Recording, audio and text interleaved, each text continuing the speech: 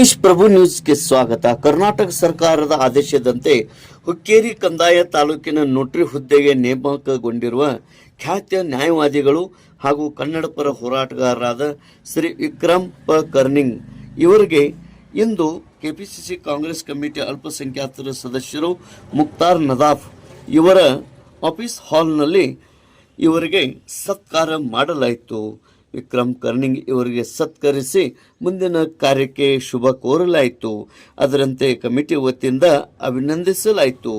ಈ ಒಂದು ಸತ್ಕಾರ ಕಾರ್ಯಕ್ರಮದಲ್ಲಿ ಕಾಂಗ್ರೆಸ್ ಕಮಿಟಿ ಅಲ್ಪಸಂಖ್ಯಾತರ ಸದಸ್ಯರು, ರಾಜ್ಯ ಸದಸ್ಯರು ಮುಕ್ತಾರ್ ನದಾಫ್, ಪುರಸಭೆ ಸದಸ್ಯರು ಹಾಗೂ SBSS ಸಂಸ್ಥೆಯ ಚೇರ್ಮನ್ ಡಾಕ್ಟರ್ ಜಯಪ್ರಕಾಶ್ ಕರಸ್ಗಿ, ಮುಖಂಡರಾದ ರೂಪ್ ಸಿಂಗ್ ನಾಯ್ಕ್, ರಾಜು ಮೂಮಿನ್, ರಿಯಾಜ್ ಫನಿಬಂದ್ ಇವರಿಂದ ಮುಕ್ತಾರ್ ನದಾಫ್ ಇವರ ಆಫೀಸ್ನಲ್ಲಿ ಈ ಸತ್ಕಾರ ಕಾರ್ಯಕ್ರಮ ನಡೆಯಿತು. ತೇಜ್ ಪ್ರಭು ನ್ಯೂಸ್, ಸಂಕೇಶ್ವರ್.